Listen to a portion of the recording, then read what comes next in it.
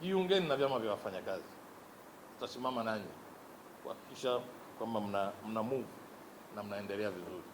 Umoja ni nguvu, utengano ni dhaifu.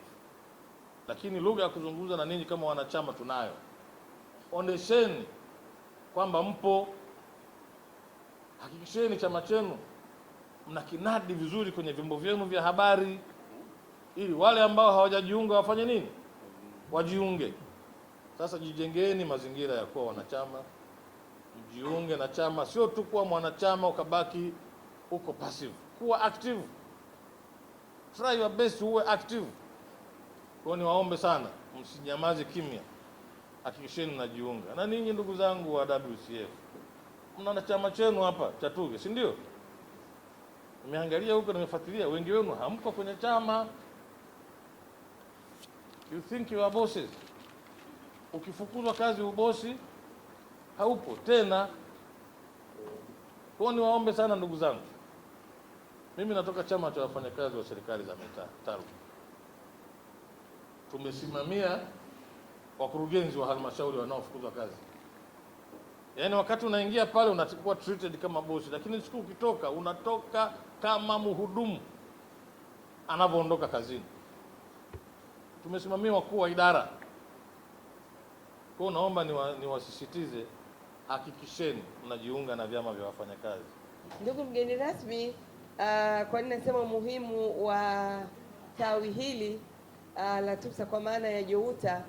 Kwa sababu kwetu sisi tunakutana na wafanyakazi wenzetu wanaofahamu mfuko wa fidia kwa wafanyakazi, sasa kwa ambao walikuwa hawajaufahamu, kwa sababu ni chombo ambacho serikali imekianzisha ili kimlinde mfanyakazi, kimsaidie mfanyakazi, kimshike mkono, na pale ambapo kwa bahati mbaya atakuwa amepoteza maisha kutokana na kazi, basi wale familia yake au wanaomtegemea kwa maana ya beneficiaries, mfuko wa fidia kwa wafanyakazi umepewa jukumu la kumlinda na kuhakikisha kwamba anapata fidia kila mfanyakazi kutoka sekta ya umma na binafsi pale ambapo ataumia au kuugua kutokana na kazi.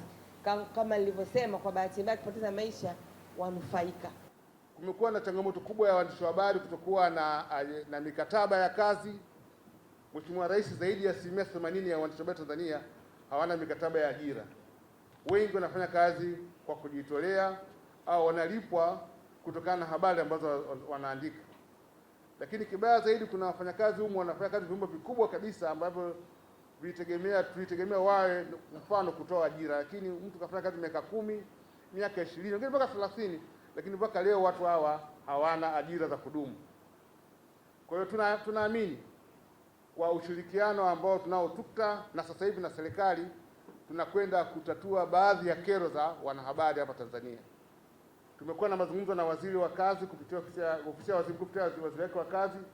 Tumekuwa na mazungumzo na kamishna wa kazi, na ametuahidi kwamba muda si mrefu tutaanza kuambatana naye sisi JOUTA kutembelea media house zote, kufanya ukaguzi kwa wale waajiri ambao wana wafanyakazi ambao hawapi mkataba, lakini vile vile hawajali stahiki zao, ikiwepo kuwaunganisha na mifuko kama hii WCF, kuwaunganisha na NCCF na mifuko mingine ambayo ni haki ya mfanyakazi.